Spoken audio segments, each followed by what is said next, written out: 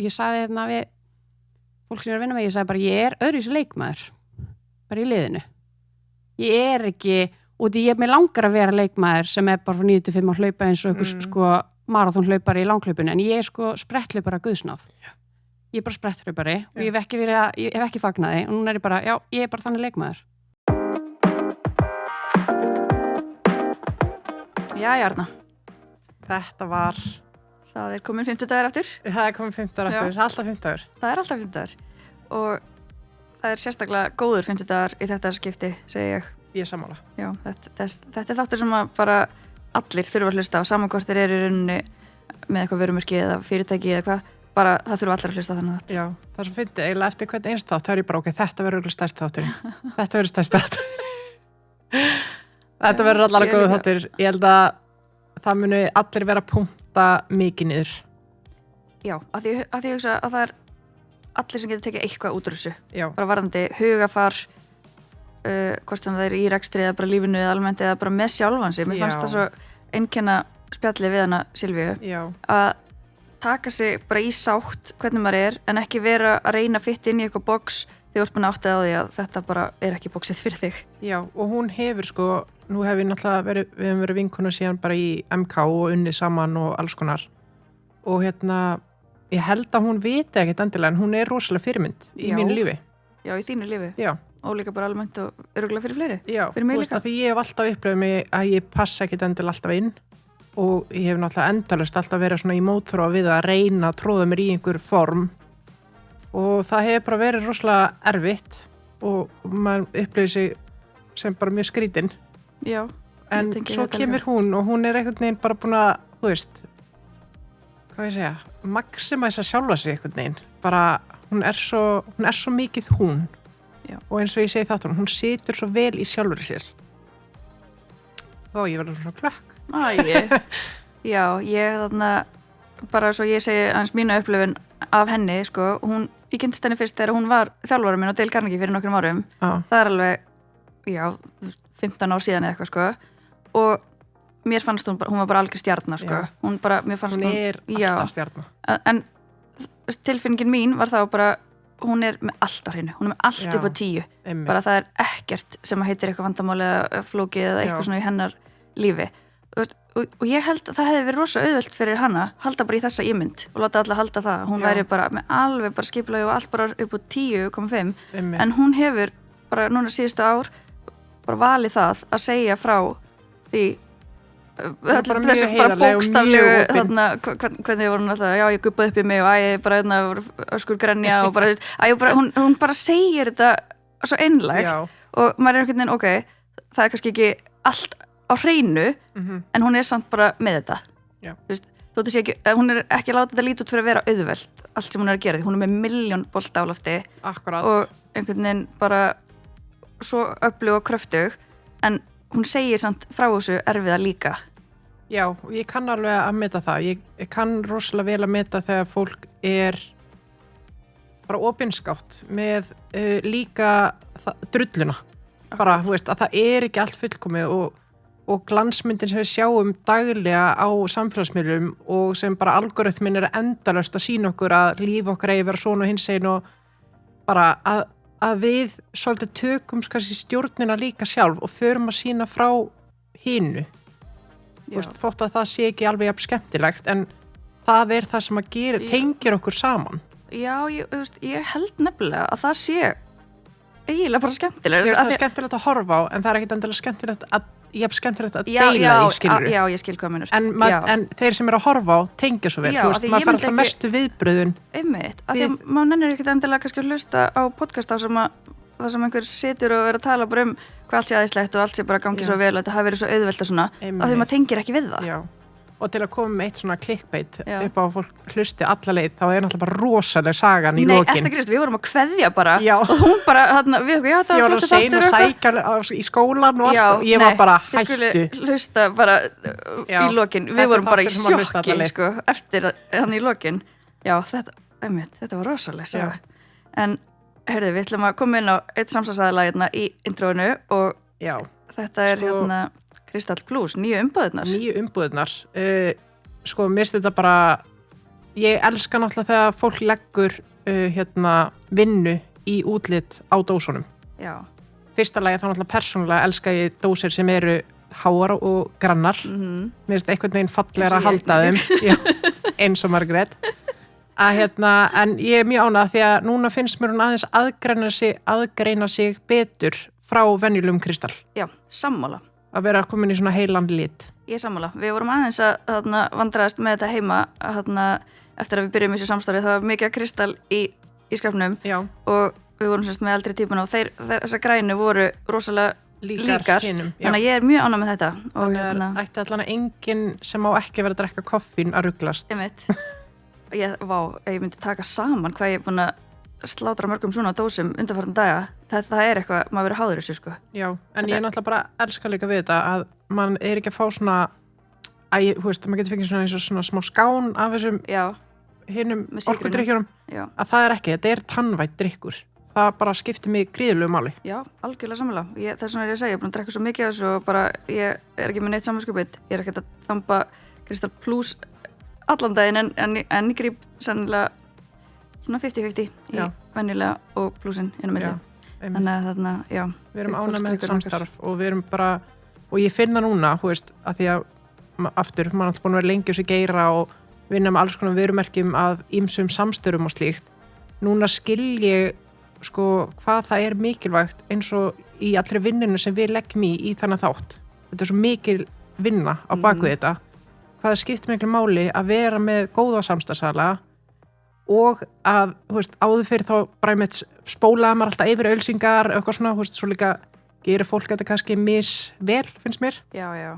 Að ég veit að við náttúrulega tveir erum að leggja okkur mikið fram í að vanda þetta vel og að þetta passi líka inn í umræðunni, passi við okkur að þá sé ég núna hvað samstarfsalar og samstörf og að ræða það skiptir miklu máli. Já. Einmitt að ræða það og að velja vel. Hugsaðu ef við værum að drekka einhvern drykk bara sem værum að pína í okkur og þetta væri bara ekki náttúrulegt. Það væri ég ekki að ræða. Ég held að við myndum aldrei geta talað um það og umfyllunin yrði náttúruleg nema bara að því að við í alvörunni elskum hennar drykk. Þetta væri pínlegt. Já, og ég væri ekki í þessum buxum minna frá Lindax og skónum og öllu ef mér finnst þetta bara ekki flott eða þægilegt. Nei, ég sammála. Þannig að þetta er góður punktur til að koma inn á. Ég held að segja ákveðs lærdómur í þessu sjátáti á samstarf. Já, við erum líka bara kannski pínu að læra að hvernig maður getur komið þessu frá sér og skila sínu og bara ekki vera einhvern veginn að fara í kringum það heldur að við séum að tala um samstarfsaðila. Já, einmitt. Þeir eru einhvern veginn ekki beint, ég líti ekki á þetta sem auglýsingu, heldur þetta, skilur benefit fyrir okkur og þau og fyrir hlustendur vorlandi. Einmitt, að hlustendur þurfa ekki að greiða fyrir að hlusta okkur. Nei. Og það er í rauninni þakk samstarfsælum. En ég held að flestir hafi nú bara sett hann þátt á til að heyra inn í Silvíu ekki hvað við erum. Bara góða skemmtun, sko. Já, you're in for treats. En við skulum hleypa að Silvíu Brím.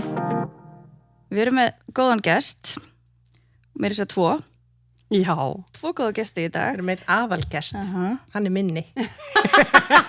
Ég er náttúrulega mjög stór. Sko það er eitthvað sem segir mér að þó að þetta sé í fyrsta skipti sem við erum með hund í stúdíónu sem viðmælanda, þá sé þetta ekki síðasta skipti.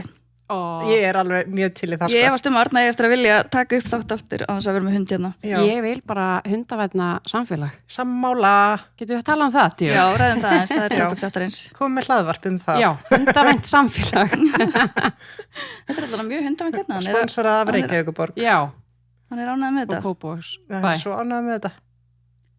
Hann er sko með kattál út í hann svo lítill. Hann er svo lítill. Þannig ég þarf að heyri honum út af því ef ég týn honum eða hann er í fótunum á mér svo að stíga hann, þannig ég setja hann kattál.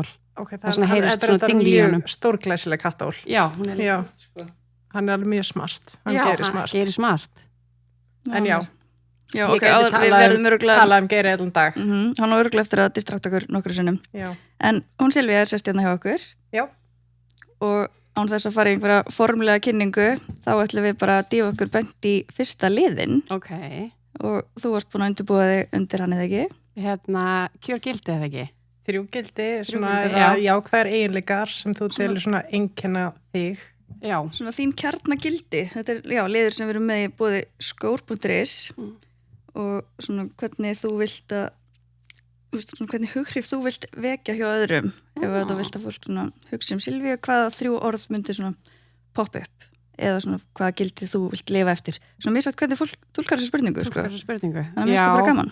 Mér finnst það sjúklega erfitt út af því að svona, ég þegar þurfti að fara í markþjálfum tíma bara til þess að velja eitthvað þrennt. En ég hugsaði, þú veist, svona fyrsta sem kom upp í hugan forvitni. Ég alveg í grunninn svo ótrúlega forvitin og ástæðan fyrir að ég gerum margt bara út af forvitni og svona þessar spurningu bara af hverju hlutinir eru eitthvað eins og þeir eru eitthvað sem þessi í business eða með fólki eða þjálfun eða eitthvað svona. Svo hugsaði ég líka að eitt af svona stórum gildunum hjá mér gleði og ég þannig að ég tek bara gleði mjög alvarlega og ég bara ógeðslega bitur ef það ekki gaman og það bara ekki gaman hjá mér. Ef það ekki gaman þá munið þið heyra það og ég bara tuði við því. Já, í fílu. Þannig að þetta svona gett skrítin eiginleiki að vera með. Þurfa alltaf að hafa svona gaman að fara svo í fílu ef það það ekki. Okay. Engin pressa. Nei, engin pressa. Ég úr leiðilur, ekki tala um mig. Það fyrir Silvíu bara í fílu.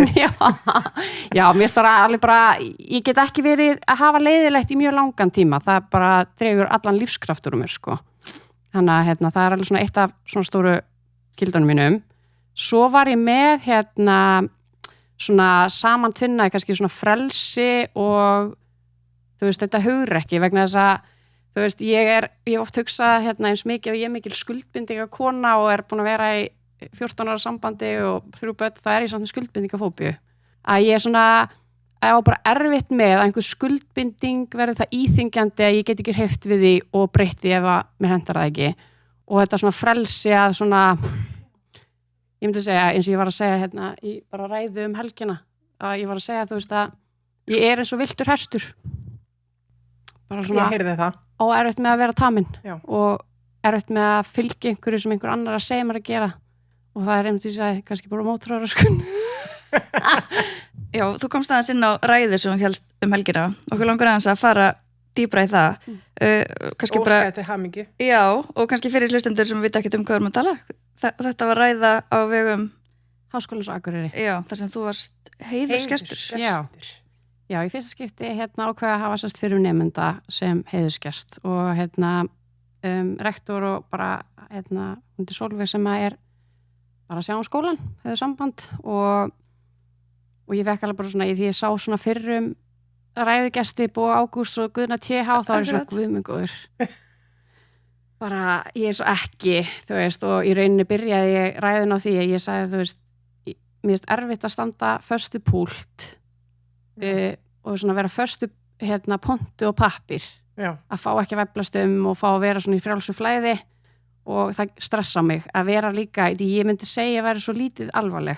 Já, þetta er svo formlegt. Þetta er svo formlegt og akademíst og svona og ég svo ótrúlega óhefluð að ég átti svona, ok, nú ég bara að fara í einhvern gýr og ég samt var að hugsa, ég þyrfti alltaf að halda í sjálfa mig og vera sjálf, þannig að ég var að reyna að tala um það og ég talaði þess að ég byrjaði ræðin á því að tala um að ég væri villtur hestur sem var erfitt að temja og ég hafi talið það sem minn allra stærsta veikleika og oft líka bara galli, þú veist, það ekkert alltaf kostur. Bara aftur get ekki verið eins og allir hinnir. Já, og svo, þú veist, og svo einhvern veginn út í að umhverju líka gefur alveg sterk skilabóð bara, hei, veldu eitthvað eitt, fókusa þetta, eitthvað svona, þannig að ég var svona einhvern veginn upplið þetta kannski sem svona ótrúlega, já, mikinn veikleika og svo einhvern veginn þegar maður byrjaði að fagna því og þora að hætta að kæfa það, að þá hugsaði ég, ok, þetta kannski líka bara styrklegi.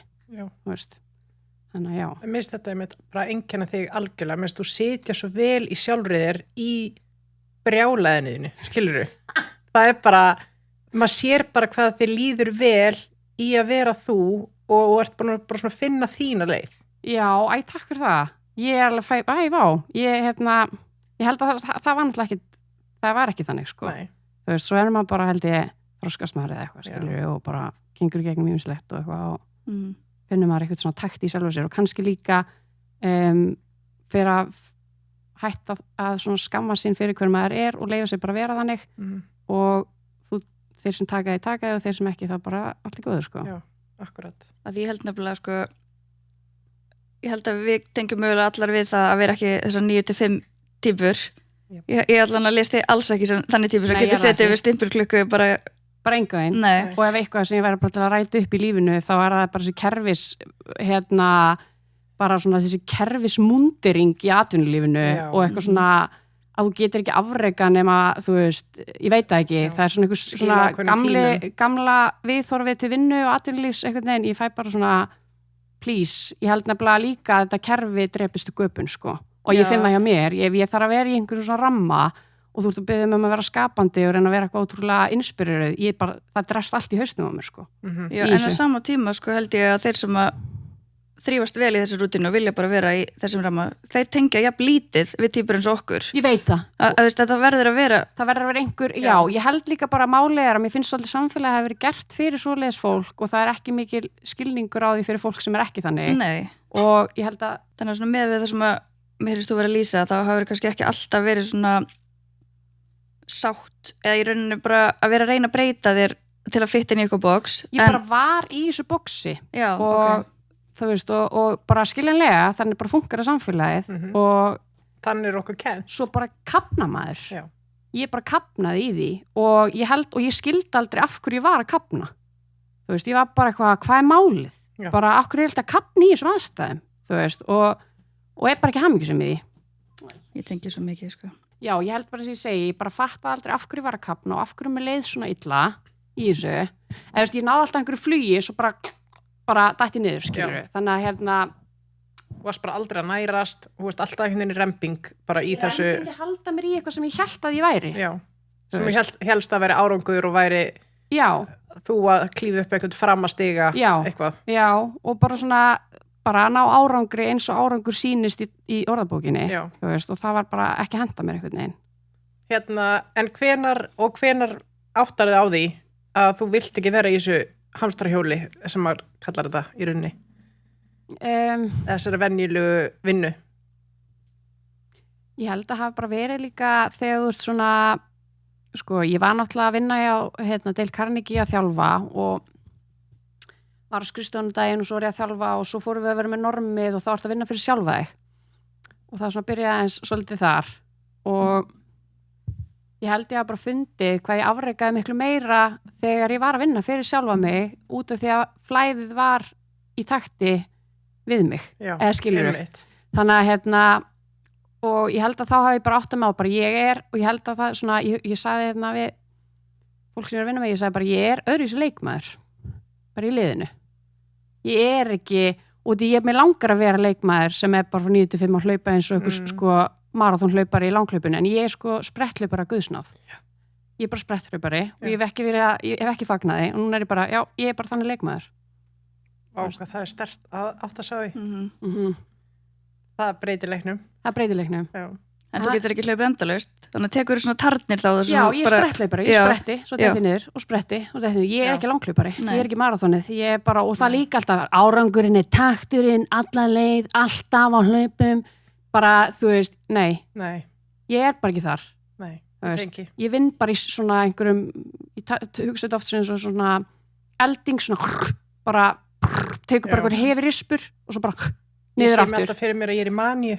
Já, bara nú er ég í manju og þá er ég bara allt að gerast, ókslega mikið gangi og svo dett ég niður. Já, og svo líka bara, ég finn það líka, þú veist, ég er líka það að ég er algjör introverti. Já. Og ég skammaðist mér sjúklega fyrir það, að vera það, og ég þarf bara, og þetta er ekki endilega að detta niður, þetta er bara sjúklega stór partur af mér hvernig ég skapa og hvernig ég lifi lífinu mínu er að ég þarf að draga mig bara í hibernation og þetta koma mína bestu hugmyndir, en ef þú ætlar ekki að fara þangað og nærði ekki út úr þarna haldið við eitthvað rytma sem henta þér ekki, þá nærði heldur ekki gullin í því að leggjast niður og slaka og sjá hlutina frá öðru sjónarhorni. Ég fæ bara svona, þetta er bara svona moment fyrir mig til að svona reflekta og pæla og hvað djús ég ætla að taka út úr því og halda svo áfram. Mér finnst það bara einn stór partur af því að vera bara ég er að þetta er bara ótrúlega stór partur af mér sem ég var búin að hafna í rauninni. Akkurat. Vá, þetta er geðvikt. Ég tengi svo mikið, sko. Ég er gaman að heyra. Einhvern veginn, að því að ég upplifir svo ofta að fólk skilur ekkert hvað maður er að tala um, að því ég er búin að reyna svo mikið að því mér langar svo að vera þessi 9-5 típa. Það er miklu þægilega að mörgu leiti, geta bara stimpla svo út og þú ert bara búinn, sko, í vinnunni. En bara, mann líður ekki vel og að geta einhvern veginn bara viðurkennt það þá, að þetta er bara ekki eitthvað sem henda manni og finna það leiðnar. Ég er líka alveg upp svona smá gamla skólum í vinnu, bara þú vinnur á hörkunni og þú ert bara annars aumingi. Það er bara, ég bara var svona einhvern veginn, svona minn aðal kvíði í lífinu kom varðandi vinnu og ég ætla að standa með þar. Þetta bara eitthvað svona, ég ætla að vera að standa með vinnu og svo allt í nertu eitthvað vinnuafl og þú ert að reyna að vera eins og annað vinnuafl sem bara frábært í því og þú ert ekki að fungera þannig að maður alltaf bara, guð mig góður, hvað að mér? Bara akkur geti ekki verið eins og þessir sem eru bara að njóta lífs og svo hamingjusam með þetta, ég bara guppi upp í mig.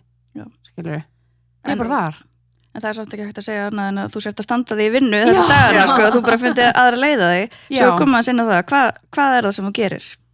Herðu, við sem sagt stofnum fyrirtæki Steindal 2019 og það var bara svona hliðarprójekt meðan ég var að eignast annað barn og var í háskólanum og eitthvað.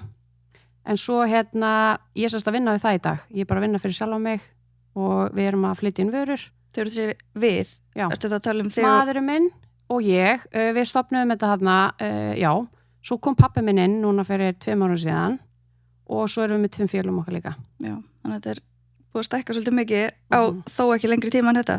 Já, þetta var alveg, við náttúrulega vissum ekkert hvað yrði úr þessu, sko. Það var alveg bara svona eins og ég segi, ég var í háskóla og emmi minn, hann var að vinna á Vá, hann er flugmaður, sko, og svo fer það á hausinn og þetta svona eiginlega bara eitthvað svona, já, fuck it, gerum þetta bara, prófum. Og ég held líka kannski að, ég er með sálfræði, í grunn og búin að vera þjálfa mikið af fólki og svona meira í svona þessum geira, að ég held svona, og ég man alltaf eftir ég hlusta á pappa, sko, eitthvað, hvað er áhugamálið? Business. Ég bara, þetta er þetta áhugamál, það er eitthvað að, sko.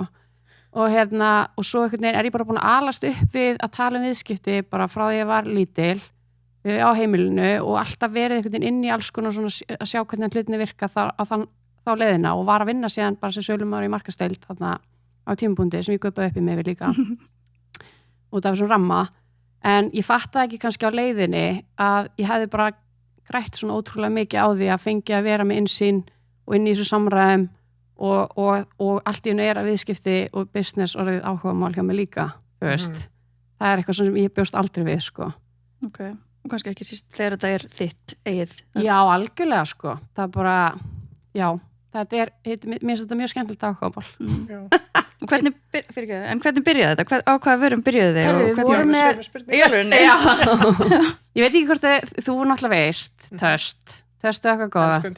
Já, var það undan taco-dæminu? Já, ok, ég held að það hefði verið málið Tösti kemur bara, í rauninu svona, ég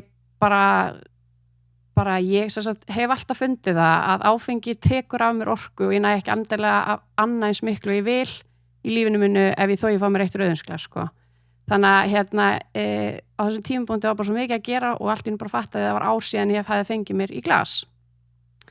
Og ég var bara, bara geggjað, skilurðu. Og svo fannst þú svo leiðilegt alltaf að ég hugsaði bara, ég var alltaf að bíða eftir mómentinu, ég hugsaði, mér langar í bara djam og bara eitthvað og bara það kom ekki til mín. Og mér langaði í einhvern fínni drykk í glas. Þannig að við emmi fórum eitthvað á stúfanar að leita einhver vörumerki og þá var þetta sérst veldaun að vara út í heimi, Töst. Og við bara eitthvað prófum þetta, sendum á þau. Fengum að selja, komaði til Íslands og svona og eins og ég segi, vissi ekkert hvað var að fara að gerast. Seldum síðan fyrstu Töst inn í Skylagún úti það var að opna þannig eitthvað og það fór á flug þar og þá byrjaði allir að tala um þetta bara hvar fæ ég þetta og við vorum ekki ennþá komin inn í keðjur þarna á þessum tíma. Okay. Þannig að ég sendi bara póstinn á Krónuna bara, bara, það er engin og málið líka annað að þú veist, það er ekki sérstætt í Krónunni, það er náttúrulega dýrmætt að vera með búð, þú hefur vist mikið pláss, það þarf að skaffa einhver ákveðna tekjur, þannig þú veist ekki endilega veðja á hvað merkið sem er og það var engin óafengur gangur þarna, það var bara Heineken 0 og bara, djús og eitthvað og það var bara, þetta er bara, það er engin óafengur svona fínni drykkur. Nei, þannig að eins og er bara annar staðar bara og enginn hafði trú á sig hjá mér. Enginn, bara hver er að kaupa þessu óafangan drykk, okkur kaupir ekki bara gos eða þú veist, það er enginn heldur ekki og þetta er líka svona, þetta er svo stutt síðan með að hvað búið að breytast. Áfengismenningin var bara þannig bara, why, skilur bara af hverju. Já. Þannig að við sem sagt, förum inn í Krónuna og það fer bara einhvern veginn bara algjört flug og núna í rauninni er áfengisgangurinn hjá, þú veist, eins og Krónunni núna og bara í hinum verslanakeðjunum það bara 20% af búðinni meðan það var þurft að búa hann til sko, þegar við vorum að koma inn og sjúklega er þetta staðsetja okkur og við vorum alveg bara svona ok, vonandi, skiljur gengur þetta, þannig að það rauninni var okkar fyrsta vara sko. Hvernig, þú veist, eftir einhvern veginn kemstu með þetta í Sky Lagoon bara þú ert hérna bara, herru, ég með þetta nýja vöru sem heitir Töst, engin veit hvað þetta er þú nær að koma sér einhvern veginn inn þar hvernig, þú veist, byrjar svona samtal þú veist, hvernig veistu hvernig þú átt að koma þessu eitthvert klíkuskapur, þú veist, ég bara þekkti skilur og það var bara það skilur, þú veist, og við þekktum til og sölustjórnar sem var að kaupa inn við þekktum hann og vildi ekki prófa skilur það var einhvern veginn bara þannig og mér er svolítið leiðilegt að segja það en ég er ekkert endilega að segja að það sé eina leiðin en það er mjög erfitt að koma með vöru á markað í Íslandi það er það Tengslanett skipta gríðulegu máli já og í rauninni erum við heppin skilur við að bara svona þekkja eitthvað rétta fólki á þessum tímapunkti en svo er þetta kostur og galli við að vera á Íslandi við erum það lítil það þanniglega auðvelt að búa til tengslanett þú hérna introvertin nær meiris að gera það þannig að það hefur lengin afsökun til þess að fara ekki og til fullt á hópum fullt af vettungum sem eru búnir til fyrir konur, fyrir kalla fyrir ákveðna geira til þess að mynda tengsl já og svo hugsa ég sko ég er eins og ég segi ég myndi segja að vera svona 50-50 intro extró þú veist og ég held alltaf að ég var 100% extró nema ég var alltaf bara svo dauðþreytt og það var ekki þú veist en svo fattaði ég bara hvað ég þarf mikið að hlaða mig einn það bara er þannig en það er engin afsökun og það mér er samt líka reyndar eitt fallegt það úti við erum svo lítil að þá erum við öll að reyna aðstofa hvort annað það bara þannig og það ekki bara alltaf svo þú þekkir einhvern þá ertu bara að spyrja einhvern sem þekkir til og bara heyrðu hvernig veistu hvað ég að gera og það bara fólk tilbúið að hjálpa og mér finnst það alveg líka mikilvægt skilur Já ég held það líka maður kannski svolítið oft mér finnst margir vera tregir við að þóra að spyrja aðra bara álit, aðstoð tengingar en það eru flest allir til í að hjálpa þú veist bara, hei ég þekki hérna ekki máli skal tengja ykkur Svo kannski eitthvað sem einhver sem er ekki tilbúin í það og þá það bara, þú veist það skiptir einhver máli, það fullt af góðu fólki sem tilbúið, þannig að það bara maður að lenda á fullt af einhverjum veggjum sko, með alls konar, en svo bara fullt af fólki sem bara algjörlega bara heldur með manni og vill hjálpa bara. En þegar þetta svo komið í krónuna þá hlýtur að þurfa að hafa farið að gera eitthvað aðeins meira heldur en bara setja vöruna í hillu í krónunni hvað voru næstu skrefin? Sko, við komum með Töstið og þá, ég náttúrulega eins og ég segi, búin að vera að vinna í næst í 8 ári í sölu, þannig ég þekkti leikin alveg inn og út í þessu, þannig að við vorum bara, ég man bara eftir því líka, þú veist að þegar við vorum að selja þetta inn við innkaupastjóra, það var ég hélt ég á Hólberti mínum, hann var bara pínlítill og ég eitthvað reyna að vera mjög alvarleg og bara eitthvað svona taktu mér alvarlega, þú veist, og með kaup og kjör og eitthvað, og hann sérst ælir, hann fekk ælupest á fundinum og ég bara frábært. Ekki sölustjórn heldur sonuðinn? Nei, sonu minn, sko. Og við erum bara hérna á fundinum og innkaupastjórinn bara eitthvað, oh my god, greið, sko. Bara sveita efriðurinn, bara eitthvað. Nema, svo förum við þarna inn með það og við vissum líka alveg umfangi þú ert að panta fyrir svona marga búðir. Þú veist, þá ert að panta hærri sendingu og þú ert að eiga fyrir henni. Við erum kannski búin að setja eitthvað startfé og svo þú ert ekki búin að eignast alla byrðir, skilur, þú ert að reyna að stækka hægt og rólega. Já, þetta er áhætta og þú ert að leggja bara, svo man ég eftir að þau tóku pöntun og við settum inn í og við vorum ekkert endilega, það var alveg ágætlega mikið magn, en það bara það hringdi okkur og allt búið, það var allt bara hvað er í gangi, það var allt búið í búðunum þannig að við, út í að sonur minn var hérna með gubbupestina, við vorum öll komið gubbupest og við tókum strákan í bílinn settum vöru í aftursæti, alla kassa í aftursæti og svo vorum við að keyra á milli og við vorum að deyja. All ælandi bara að drepast, bara að hlaupa með kassa í vörumóttöku, bara hérna, bara og hlaupa í burtu, skilur við bara. Og við vorum bara að hlaupa á milli staða og ég sagði bara við Emma bara, þetta er þróttaðasta verkefni sem ég bara held að ég hef upplifað, sko. Ég var bara hvað er búin að koma ykkur út í, sko. Þú veist, og í rauninni, þú veist, svo einhvern veginn, Emmi sérst fyrir að vinna síðan hjá Play og þar yfir flugumsjóninni og við heldum bara, við vorum eitthvað svona tjúttlus áfram með þetta hliðalínni, þú veist, við vorum ekkert að borga okkur laun eða neitt svoleiðis, þetta var bara hvað gerist, sjáum bara, þú veist, þetta byggist bara hægt og rólega upp. Svo alveg moment þar sem að Emmi, þetta bara orðið þannig að þú getur ekkert annað þessu í hlutastærfi og þetta bara fara að taka miklu meira til sín, sko. Og þarna ertu að tala þeir eru bara með töst? Já, við erum bara með töst þarna, bara með töst og og þannig að við svona þannig að Emmi er farin að hugsa bara ég fara að segja upp stabil í vinnunum mínu og góðu laununum mínum og bara fara að vinna fyrir sjálfum og við veitum ekkert hvað gerist, skilur bara, og þetta var alveg svona og ég og Emmi erum svona öryggispésar, sko, við erum með plan A, B, C, D, F, G, sko þú veist, það allt, sko, við erum búin að reikna allt í þaula, sko og þannig að við vorum svona, ég man bara eftir þegar hann var að fara að segja upp vinnunni sinni að þá, hann sat við eldhúsborðið og ég var búin að skrifa með honum svona hvað þetta að segja úti og hann fannst líka svo erfitt að fara frá öllum vinnu sínum og hann bara elskaði fólki sem var að vinna með og allt þetta og ég á mynda hann þess að og ég sagði, Emmi, ég tek myndaðir þessi þrjóti núna og ég skal lofa þér, við erum fara að skála í töst eftir nokkur ár og þetta var þess virði, eða ekki og hann bara sem í bugar á myndinni og hrættur en hann segir upp í vinnunni og hann verður í nokkuð svona fyrsti starfsmæður í fyrirtækinu að sjá bara allan daglegan rekstur, bara pæntanir, byrðastjórnunna og allt þetta, þú veist, ég í markasendingunni meira, en svo ertu líka bara þegar þú ert í fyrirtæki, það bara allir með alla hatta, sko.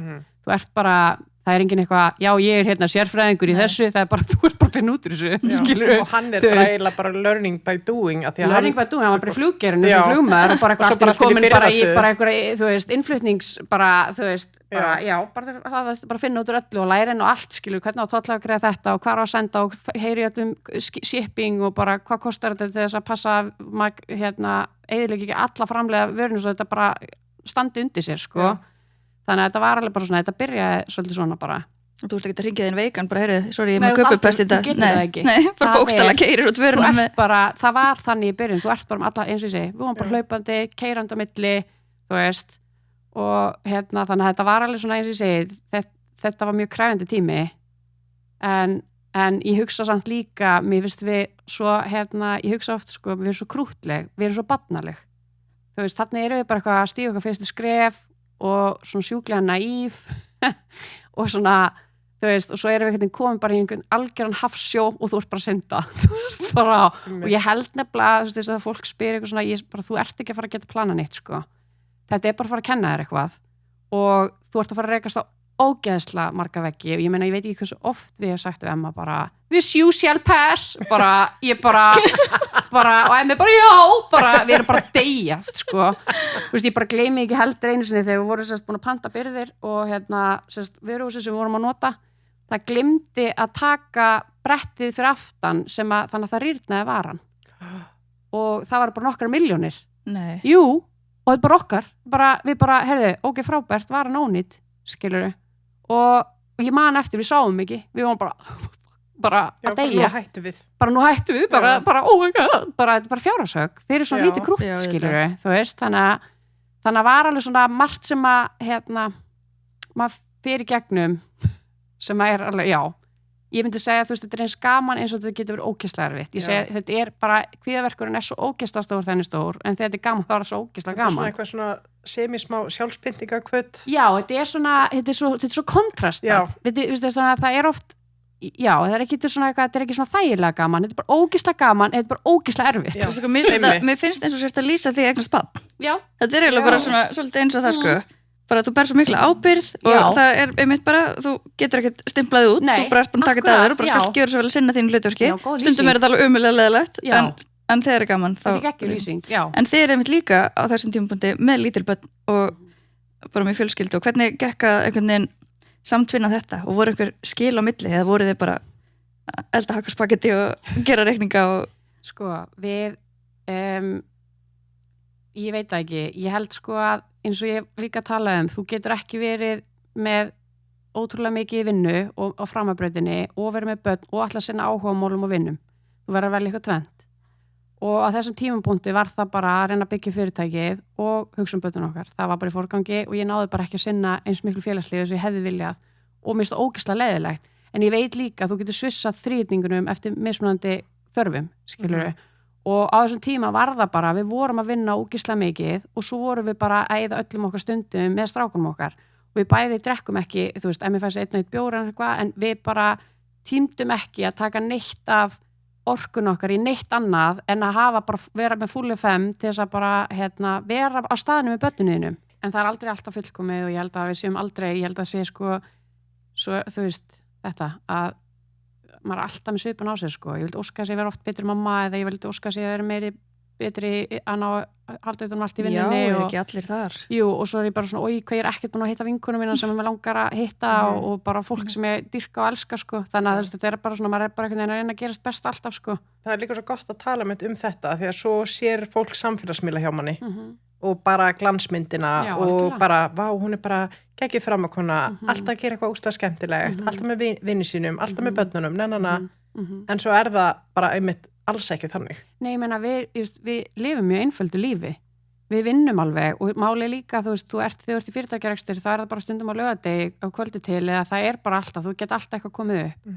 Og við erum bara, eins og ég segi, ég algjör intro. Það sem þú sérð á samfélagsmiðlum kannski 1 dagur á 3 mánuðum sem ég ger eitthvað. En hitt bara vinna, sækja á leikskólann, knúsa, elda matinn, baða, upp í rúm, stundum ég bara please þegiði, ég nenni ekki hlusta okkur strákar, bara, þú veist, börnin mín, bara þau taka all orkustundu frá mann og maður á ekkert inn oft fyrir því, en maður bara eitthvað samtarinn og eitthvað á staðnum, njóta, einhvern veginn, þú veist, og svo það bara, við emmir liggjum stundum eins og sko skötur yfir einhverju heila döðu efni, þú veist, bara það gerir ekkert fyrir okkur, við erum bara, vá, bara, þú veist, og við erum oft, við hugsaum oft, við erum eins og sko gömul hjón, sko. Við förum alltaf saman upp í, við bustum saman tennurnar, við erum bara, ég veit ekki hvað við erum, sko. Ok, elska það. Já, við erum bara það bara.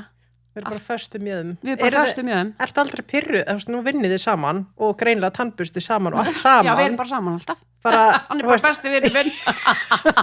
Og nú pappin kominn með ykkur í fyrirtæki, hann að tannbursta með ykkur og þetta? Já, pappi bara komin á kvöld. Nei, ekki alveg, sko. Nei, ein svona, sko, Emmi svo stóískur, við erum svo ótrúlega ólík. Hann rosalega svona, ég segi ofta að hann sé svona sóparinn í fyrirtækinu, þú veist ekki hvað hann að gera en hann eiginlega heldur batterínu gangandi. Öll svona skítapraktík hann að sópa upp og gera og græja bak við tjöldin sem magnað og hann hreyfist ekki skapi oft, sko, og hann bara ótrúlega rólegur og þolinmóður og svona. Svo ég ótrúlega svona upp í loftinu Stóísk ekki alveg orðið sem ég hugsa þegar maður að lýsa þér. Já, nei, ég ekki svona stóísk og svo líka þegar kom upp eitthvað svona, hann bara rosa svona yfirvegaður og rólegur og tekst á við allt einhvern veginn, þú hakkar honum, það erfitt að hakka honum, sko. En svo fyndist samt, ef það eitthvað ógeðslega erfitt, sko, ógeðslega, þá ég að vera róleg, sem eiginlega meikar engan sens, sko, þú veist. En þetta alveg, hann alveg kontrast á móti, sko. Hann bara, og hann líka bara, veit það ekki, bara góður í mannlegum samskiptum, við erum ekki að lenda mikið upp á kant, ég segi samt ekki að við hefum ekki gert það, sko, við erum bara venjulegt, við erum bara, þetta bara venjulegt fólk, við höfum alveg tekist á og rifist, sko, en svo það bara búið og ég myndi alveg segja að ég væri blóðheitar en hann, sko. Þú veist. En eru þið með skýra verkaskiptingu, bara eins og í fyrirtækinu? Í fyrirtækinu? Það var náttúrulega ekki þannig til að byrja með, en núna það svona aðeins að komast ákveð minnstur, þetta bara orðið þannig að við erum bara búin að náttúrulega geta ráðið starfsfólk og það komið með rammi og bara svona ferlar í kringum allt og þarf þess bara þegar þú ert að stækka og svona.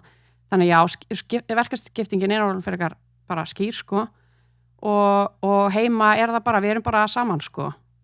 Þú veist, ég myndi ekki segja, ég alveg forréttindi kona, ég ekki að fara kvart yfir í sig bara með þurriðvættina, sko. Nei. Hann bara stórkostlegur pabbi og hann bara ótrúlega duglegur og mjög involverar og vill vera það.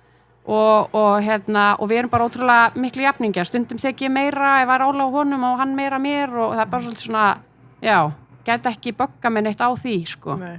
Og heppin. Jú, ég held að svona batteri myndi ekki ganga en maður ekki með þannig maka að það sé meira svona einmitt jafnræði á heimilinu. Nei, og svo líka, þú veist, fólk, ég veit ekki, jú, maður að ná árangur, mér er svo flott, ég var sérst með erindi á FKA-deginum. Það var hún Ásta Fjellsteð hjá Krónunni og hún var að segja mér langar svo til það var verið að dása mann að koma, hún væri búin að vera hún fór bara beint einhvern veginn, bara ég vera forstjóri ólétt og eitthvað og hún sagði, mér langar svo að segja ykkur að þið haldi að ég sé afreikur svo mikið en ég væri ekki þetta því að maðurinn minn bara svo ótrúlega góð stuðningur, hann grípur með þeim í liður illa, hann peppur mig áfram, hann grípur þá aðra bolta til þess að ég sé færum að gera aðeins stærri hluti þá í frama bransanum og ég hugsaði mér svo flott hjá henni að gleymi stundum að segja hvað skiptir miklu máli að vera í góðu sambandi þar sem að það allra að bakka upp hvern annan. Akkurat. Þetta bara, ég held að þetta sé bara algjör grunnur. Já, ég meina þú bara getur ekkert afrekað eitthvað, þú veist, bara eitt sko. Nei. Það er bara þannig. Það allan fljótur að fara á mjög harðan vegg. Já, harðan vegg, já. Akkurat. Hvernig að þau, núna ert þú bara mitt búin að halda mikið að fyrirlesturum, ert framakona og ert bara ná þvílíkum árangur í því sem þú ert að gera. Hvernig finnst þér, hefur eitthvað upplifað það að vera kona í þessum svona geira, svolítið karllægur heimur? Hvernig hefur svona þín upplifun verið bara í, á fundum að fá innvörumerki, hefur eitthvað upplifað mótbarur?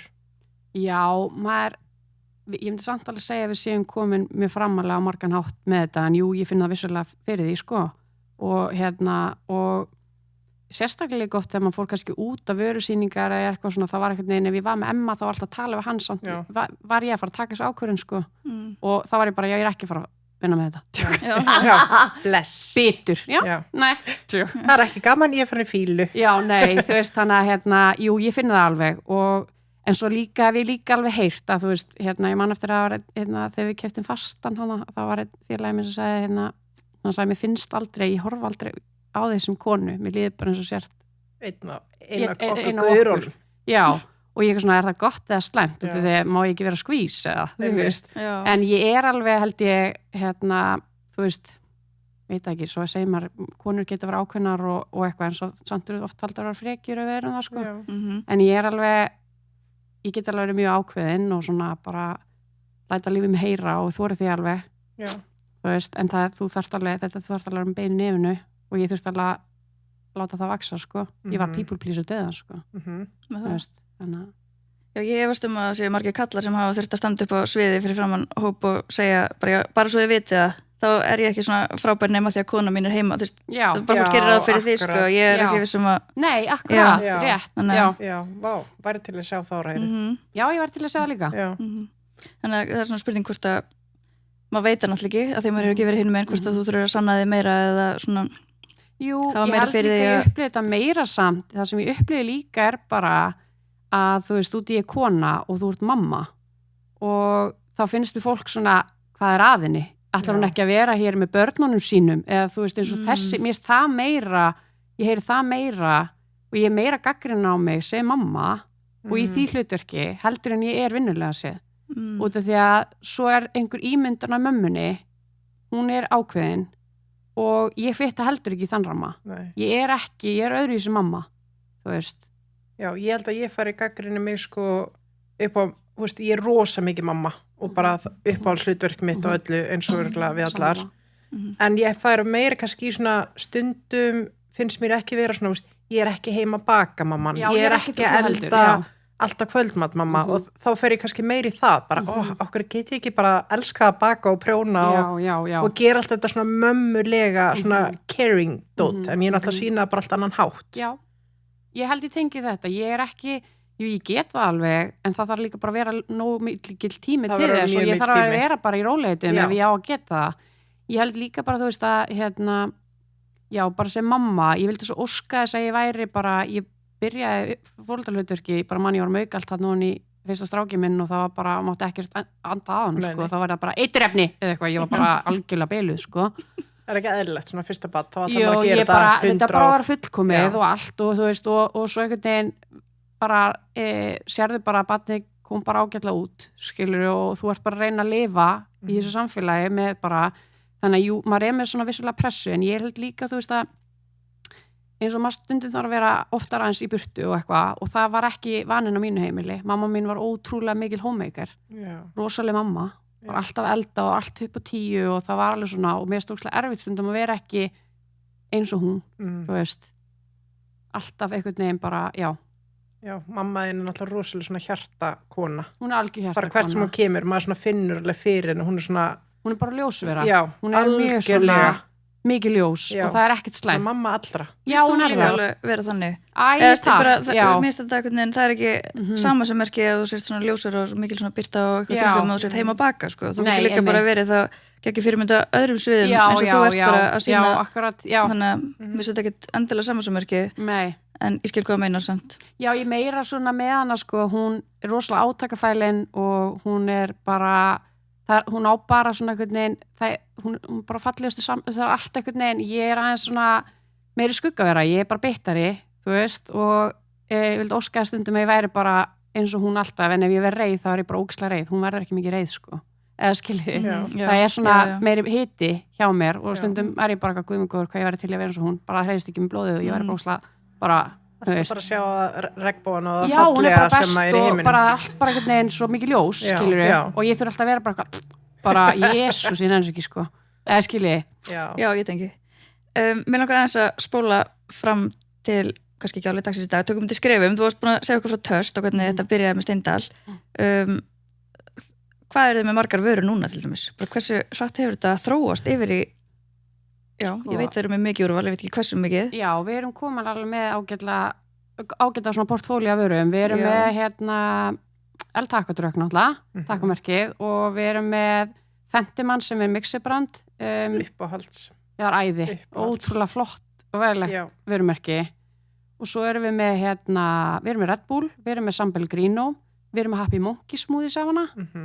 Ég er pott að gleyma ykkur, en við erum búin að koma með fullt af vörum minn, en það er líka fullt af vörum sem við komið, ekki fullt, en það er komið vörum sem við bara prófuðum og hættum með, sko. Já, okay. Það er ekkert alltaf hitt, sko. Nei, hversu fljótt fyrir það að taka ákvörðun að halda eða sleppa? Það er líka lærdómur, út af því að þú veist, ég gat það ekki, það er þetta að pína mig það, sko. Það er eins og bindist ykkur tilfinningulegum böndum við eitthvað, eins og vörumerki og svona, að bara, já, þannig að það lærist, en ég var mjög lengi til að byrja með, þú veist, og svo núna er ég svona, já, ok, ég vil, þú veist. En hvernig velurðu? Hvað vil ég hafa í úrvalinu ykkar? Samkvæmt það gengur svo eða ekki? Hvernig tekur ákvörðunum að þú ætla að láta reyna á þetta? Er það því þú sérði eitthvað gat á markanum? Er það bara eitthvað vara sem að þú persónulega fílar? Eða sko, Töst var náttúrulega bara svona eiginlega bara, mér langaði að skála ykkur drikk og bara ákveða að prófa. Það var í rauninni bara svona að glappa og vissum ekkert hvað hún fór út í. Já, og þá var líka gat á markanum, það var ekki, þetta úrvalið mikið núna. En það er líka svo oft svona sem að, það var líka að tala þá í eirun bara gat á markanum, það er villidengin, það er allir bara að drekka áfengi og fá sér það bara fyrir eitthvað annað, skilur við. Þannig að það var svona, já, sem bara lesunilega sé, bara gekk ágætlega. Og svo er það eins og með takomerkið. Ég var búin að vera síkreta til mín, Tex-Mex vörur.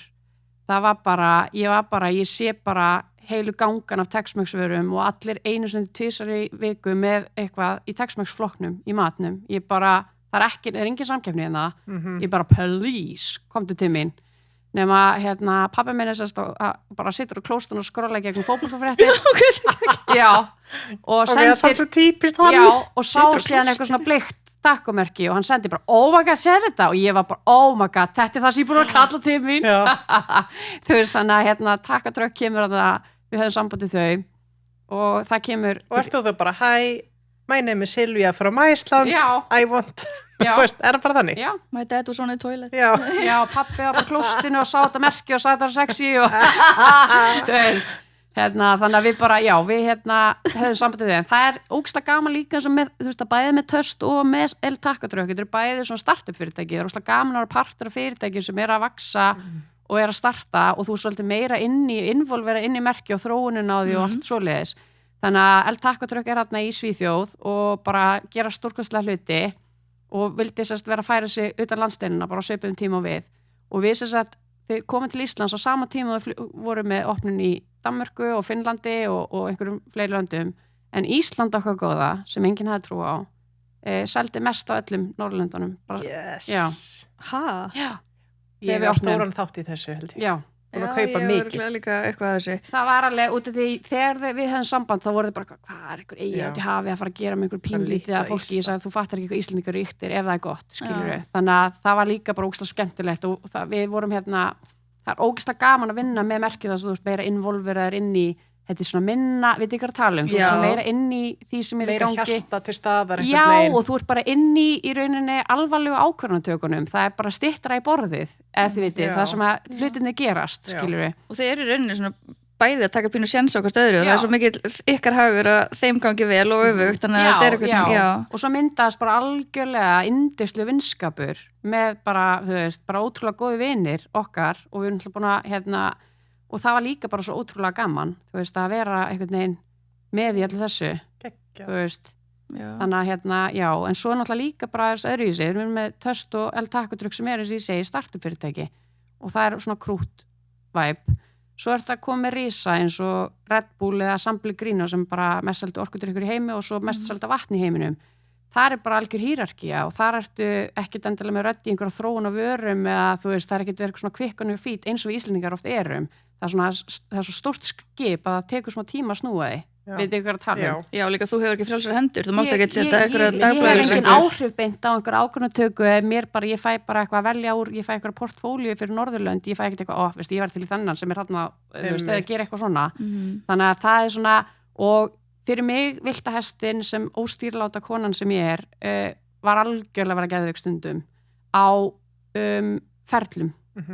En svo veit ég líka að þú getur ekki verið með svona stórt vörumerki að vera með það í öllu, það allt niðurnjörfað í ferli ég bara Íslendingur, ég bara getið ekki ég bara guð mig góður, þú veist þurfa að taka fund þú veist, til þess að það sé en svo það líka annað að þú læri líka svo ótrúlega mikið af þaulreyndu fólki sem búið að vera lengi þú veist, á bara alþjóðamarkaði, þú veist, og þannig að maður bara svona það líka svo mikið margt sem maður lærir af því, þú veist, þannig að þetta svona kontrastar lærdómur mismunandi vörumerki Hvernig, þú veist, nærðu að því núna bæði með mikill kontrast á að vera að branda, þú veist, svona litla krút Töst og Taco Truck og svo þetta risa Red Bull og San Pellegrino, þú veist, hvernig náðu þið einhvern veginn svona harmoni á þessu í fyrirtækinu, þú veist, einhver eitt sem bara með litlu krútin og einn bara með stór risana eða, þú veist, náðu þið einhvern veginn þessu flæði gegn, hvernig vinniði með þetta? Sko, Red Bull, það mætti segja að Red Bull væri bara svo lítið fyrirtæki inn í Steindal. Það bara heilt heimi í kringu Red Bull. Það bara svo stórt og það svo, það stórkostlegt merki, sko. Þannig að við erum með vörumerkjastjóra og við erum með, trade marketing specialist, ég veit ekki hvernig það segir í íslensku.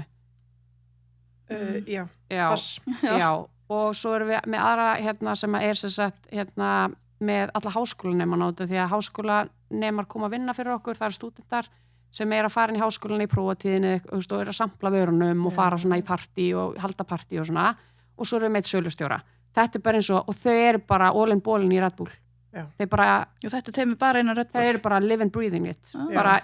Bara þegar þau búin að vera bara í þvílíku training allan heim og bara og þau bara fókus á þetta vörumerki. Bara þetta heila teimi. Þetta líka bara svo miklu stærra heldur en bara að markasetja vöru, þetta svo, veist, þetta náttúrulega bara risa lífstíl og samfélag og kultúr og þau gera hlutina bara eins og segið, þú veist, þau bara ótrúlega búin að ná náttúrulega bara rosalegum árangri, þannig að þau vilja bara gera og þau vilja vera best allstaðar, þannig að þau bara leggja svo mikið upp úr að hafa góða þjálfun og allt þetta fyrir starfsmenninu okkar og svona, þannig að það í rauninni bara eins og sér batteri bara þar og ég í rauninni með alla hinna boltana, ég vörumerkjastjóri allra hinna vörumerkjana. Vel gert, margar hatta. Já, það og því meira sem við ég stundi bara guðum bara þau veist. Og það alltaf markmið að bæta við og fá fleiri merki inn eða stækka þessi sem eru fyrir? Við erum alveg opin fyrir að opna fyrir merki en við erum alveg ótrúlega selektiv í dag. Það alveg bara, við erum ekki bara eitthvað, eins og svo gaman þegar við varum aðeins að byrja, það var svona meira að pröfa og bara svona eitthvað, við vorum að reyna að finna okkur, en í dag erum við svona svolítið svona með ákveðna reynsli hvað virkar, hvað ekki og eitthvað svona, þannig að við erum bara mjög selektiv á það hvað kemur inn í rauninni í dag. Það minnst þetta svo áhugavert sko að því að ef maður ætlar að setja fókusinn á eitthvað annarkvort að fá alltaf fleiri og vera með mikið úrval eða sinna merkjunum sem eru nú þegar, eins og ég get alveg ímynda mér eins og með El Taco Truck, þetta hefði geta orðið bara svaka hæp í smá tíma og svo bara dáið út, það oft þannig en þið hafið náð að halda ykkur í alveg nokkur ár, það alveg komin 4-5 ára eða eitthvað mann ekki alveg þannig að það líka, þú veist, þá eitthvað komið marka og verði ógeðslega vinsælt og allir bara elska þetta það þarf að halda því við. Það er samt alltaf massa vinna, það er ekkert, þú ert bara í samkeppnisumhverfi, þú þarft bara alltaf að vera á tannum. Ég er að segja það, þú veist, það er ekkert mál að selja eitthvað einu sinni, en að fá fólk til að kaupa það aftur og það verður svona lífstíl, það er vinnan. Þannig að það getur ekki bara verið, já þetta gekk svo vel, bara næsta merki. Já, nei, það er ekki þannig. Þetta er svona, lítur að vera pínu balansstundum. Ég myndi með að þetta sé líka bara bardagi alltaf daga og spara með hilluplás. Algjörlega. Spara sýnileika í búðunum. Þetta er bara massabarningur og þetta er bara, þú þarf alltaf að vera á tannum og ég man eftir það, man ekki að var eitthvað að segja þetta sem er í ein rekstri eitthvað. Vá, ég held ég myndi vera í business og ég myndi bara fá anda léttar allt í einu. Ég bara, sorry, ég vildi óska þess, ég held þetta líka sko. Ég held ég geti bara svona, ég geti að slappa af innan núna. Það er bara, þetta hættir aldrei. Þetta er bara ongoing, skilur við. En þetta er bara einhvern veginn öðru, maður þarf bara að fíla þetta. Maður þarf að fíla þetta og líka bara passa upp á sig, þú veist, og því að stundum er þetta bara ekkert gaman, skilur við, og stundum kemur bara, kom bara tímabili hjá okkur, bara mjög erfið kapli sem að ég get ekki meir, sko. Þetta var bara tók allt, sko. Og þá var maður líka svona einhvern veginn, þetta, og svo þarf maður einhvern veginn að ná sér aftur og passa, þú veist, að hafa gaman og svo, ef þetta er ekki gaman, þá verður maður líka bara að sleppa, sko. Já, það er bara svo erfitt að sleppa. Ótrúlega erfitt að sleppa. Ég er náttúrulega bara held blífast í allt, sko. Segi sem skuldbindingafóbíu, en ég bara, ég slepp engu, ég bara rígheld í allt, sko. Það er bara allt svo gaman. Ég bara, eins og bara í fyrra sumar, þá gifti ég mig, eða var með brúðkaup, ég er löngu búin að gifta mig. En og það var ég var bara með stór, ótrúlega flott vörumerki sem mér finnst gaman verið með, öll voru eitthvað að stækka á sama tíma og ég að plana brúðkaup. Nei, mér eru aldrei langað jafn mikið að hætta við í lífinu. Ég var bara, af hverju var þetta góð hugmynd? Hverjum datt í huga að hafa þetta partí? Nei, ég trúi. Þannig að bara það að bæta við einu gleðiverkefni, það bara fyllti mælum. Ég þurfti bara að jafna mig bara fram í október. Já, þú veist, mér finnst þetta líka, því fólk er eitthvað afhverjum að bæti, ég bæti að því á út af því að mér finnst það svo ótrúlega áhugavert og gaman, en þegar þú ert búin að koma fullt af áhugaverð og skemmtilegum hlutum, það verður þeir líka leiðilegir. Þannig að maður þarf einhvern veginn alltaf, ég þarf alltaf að vera að minna á bara hvað, þú veist, ég þarf alltaf að vera einhvern veginn aftur að hugsa, ég þarf að fara bremsuna, ég bara gleymi mér, skilurðu. Já, maður þyrfti að vera með ráðgjafa sem er alltaf bara svona, jæja. Eða líka umbósmann bara, þannig ég veit ekki af fyrirtækinu verkefni strax af því ég verð alltaf svona eins og spenntur hundur hvað er spennandi, þetta er geggja ég er með fullt af hugmyndum, let's go og svo er ég bara, nei, alveg rétt þetta er orðið alltaf mikið núna. Já, akkurat. Já, við erum alltaf að tala við fáum svo margar hugmyndir að maður fer fram úr sér líka og er komin bara mörg skref áður en maður klárar ykkur grunnvinnu og það sem maður þarf að gera því það er svo margt annað sem er miklu skemmtilega og mér er freistandi að gera þannig að þetta er líka að finna hana balans. Ólík að vera stundum á skrifstofunni því við erum alltaf, það er mikið skemmtilegum hugmyndum og það er bara komin í ok, við skulum bara hætta að tala og ég get líka ímynda mér að það sé þannig í þínum tilfelli þegar einhvern veginn heimurinn er bara fyrir fram að þig og þú ert með heildsölu og getur tekið inn í öllum flokkum er þetta ekki líka bara stór partur af þessu að beisla hugmyndirnar bara nei? Jú, ég held svona eins og ég segi þú veist, það var í mann svo við vorum öll svo frjó og það var allt svo gaman eins og þú fáir einhvern veginn í gegnum alls konar öldur og erfiðleika, það verður sjóðari og allt innur líka passívari og kannski svona ekki að barnalegur, ég veit ekki að ná þetta aðra orðið við það svona, það verður, ég vildi stundum óska þess að krútt Silvi, barnalega Silvía sem var bara, wow, þetta er geðið eða eitthvað, þú veist, bara mér langar stundum smá í hana aftur út því að núna er ég stundum svona búin að rekja þetta 700 sinnum í gegnum huga, bara nei, þetta er ekki bara, þú veist, og það er ekki eftir þetta svona krútt, ef við ykkur að tala svona smá passive, ég veit ekki að útskýra það þú veist, ég út því að þú veist, má heldur ekki drepa þá manneskísir eftir að hafa lent í alls konar erfiðleikum og svona að það, þú veist, má ekki heldur missa þessa batslegu krúttorku sem er smá naív einhvern veginn. Ég veit ekki hvernig íslensku orða þetta. Ég var með sama orð bara naív. Ég sé fyrir mig einhvern veginn Peter Pan þegar þú ert að tala. Já, svo naív einhvern veginn. Ég horfði bara á hlutina svo fallega saklaust og bjartsýnt. Þú veist, og svo núna er maður aðeins varkarari, skilur og bara svona búin að læra alls konar. Búin að brenna þig nokkur sinni. Já, búin að hlaupa endalist og ég var blá marinn þarna tímabili, bara gat alltaf staðið upp, ég var svo marinn, sko. En eru þið núna komin á þann stað, eru vörumerki að hafa samband við ykkur og beðið ykkur að taka sig eða þið ennþá svolítið alltaf að finna og sækja? Sko, Red Bull kom inn á borðið okkar út af því að út af þessu stórt vörumerki þá gera þau svona due diligence og við vorum sett í svona umboðskeppni með Red Bull og okkur bauðst að koma í þá keppni og það voru 5 aðra heildsölur að keppa þetta umboð. Sett 5 á Íslandi? Já, 5 stóru og miklu starri en við og við vorum bara heiður að fá að taka þátt í keppninni út af því að þú veist þegar við fórum í innan slag og við ætlum að fara í þessar viðræður þá vorum við alltaf bara þau eru aldrei að fara að velja okkur, við erum svo lítil og krúttleg og bara svona nýtil komin og eitthvað en við vorum svolítið í 1,5 ár. Vá! Já, og ég segi oft bara eins og þau þurft að vera allsber, það allt tekið skoða all nooks and crannies sko, það bara Vá. Þú veist, þannig að það var alveg bara, mjög svona stíft ferli, sko. Og þið voru bara að líta á þetta sem æfingu? Já, við bara tökum þátt bara og byggust ekkert við að þú veist, eins og sé, höfum enga trú að við myndum eitthvað að landa þessu, sko. Nei. Svo voru við einhverju 2 aðlar í lokin og aðli sem bara töluðu stærri en við. Okay. Og við skildum svo vel að þau myndi fara í svona stálpafyrirtæki og ekki okkur, sko. Já. En svo sögðu þau bara, við þurftum að fara sérst á fund með bara Evrópuráðinu, þetta svo bara pólitík, sko, þetta bara the heads bara og þeir sögðu sérst við okkur bara, við hugsaðum bara við ætlum að fara bara í stálpaðari einstakling, eða þú veist, fyrirtæki sem er búin að vera lengi á markaði og er bara búin að vera að sinna svona rosalega stórum vörumerkjum, en við bara fundum bara að hjartað ástriðan ykkar eiginlega bara göttuð okkar segir að við erum að veðja ykkur þó það sé algjör áhætta. Vá. Þú veist, þannig að við vorum bara í sjokki. Vá. Já, þegar við fengum þetta. Við byggumst aldrei við þessu, sko. Varst þú ekki bara fæðingadeild eða eitthvað? Jú, svo kemur þetta í, sko, þú kemur sérst í fréttunum, bara klukktum eftir ég er búin að eiga 3. strákin okkar, að Red Bull sé að koma til Steindal.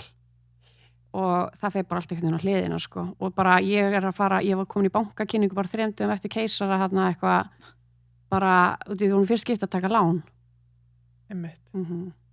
Vá, hvað fór á hliðina, hvernig þá? Getur þú útskýrt hans betur? Er það að meina bara í fyrirtækin ykkar eða bara? Já, það bara var bara mjög mikil umræða bara hvað gerðist skiluru, bara hvernig fengu þau þetta umboð, það var bara síminn hringdi hjá mér endalaust á fæðingadeildin, bara fjölmiðlar hringi í mig, ég var bara hvað er í gangi, ég vissi ekki að þetta er svona, sko.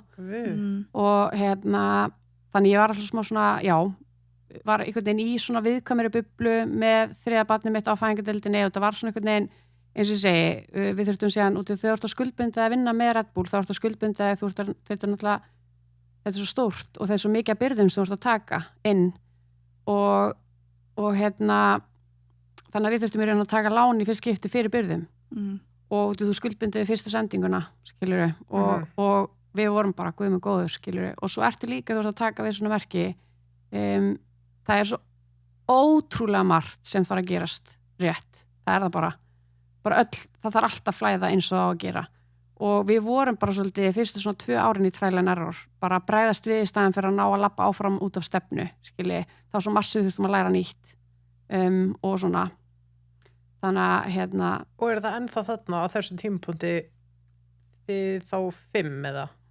Já. Og pabbi kemur hann inn, Já, þarna kemur pabbiðin inn og það er bara þið 5 með þetta allt. Já, og við erum með við erum með sölufólk, sko. Já. En svo líka annað, mér er líka stundum oft hugsunum, sko, að fólk er að bara váka, gengur vel og bara lalala. Þetta er ekkit við, sko. Nei. Það er bara fólk, starfsfólki okkar. Þetta er bara, við erum bara með gull fólk. Þetta er bara bestu liðsmenn til að hafa í lífinu, sko. Já. Þetta myndi aldrei vinnast nema að vera með geggjuðu starfsfólki og allir einhvern veginn bara hjarta og ástriði einhvern veginn fyrir því sem er að gera og svona. Já. Þetta er ekkert eitthvað svona slagur sem þú vinnur eitthvað einn og ég veit að við höfum aldrei náð neinum svona árangri nema að væri bara geggja líka starfsfólk, sko. Þú veist. Og hvernig er það að velja alltaf eins og í þann ykkar, kultúr í Steindal? Bara nú er þið fjölskylda og félagar fyrir. Hvernig kemur maður inn í svona teimi?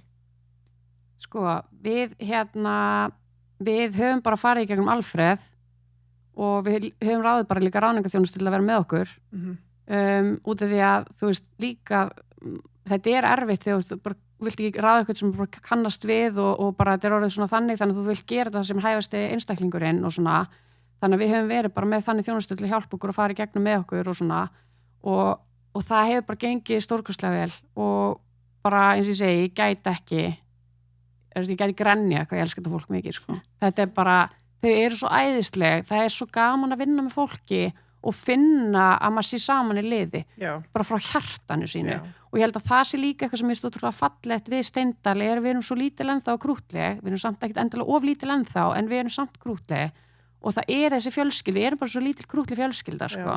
Það alveg bara besta fólki heimi sko. Já, þá þið líka greinilega búin að skapa eitthvað svona kultúr og góðan vinnustað af því annars myndi fólk ekki leggja sér svona framvæntalega þannig að þeir helst í hendur. Já, algjörlega. En mér langar eins að ef þú til í það að fara eins tilbaka aftur, þú varst að tala um það á fæðingadeildinni og þetta var svona stormur. Var þetta þá, ég get ímyndað mér þessi stóru risar sem voru að keppast þetta umboð líka, var þetta einhver slagur eða voru þeir fúlvikur eða var þetta einhver svona uppnám á markanum í svona... Já, við upplifum alveg smá svona, smá uppnám og það var alveg svona, já, þetta var það einhvern veginn meira og stærra einhvern veginn heldur en ég kannski gerði mig greið fyrir að myndi gerast, sko. En þú veist, eins og ég segi, þetta er bara harkan 6 og þú ert bara að keppa.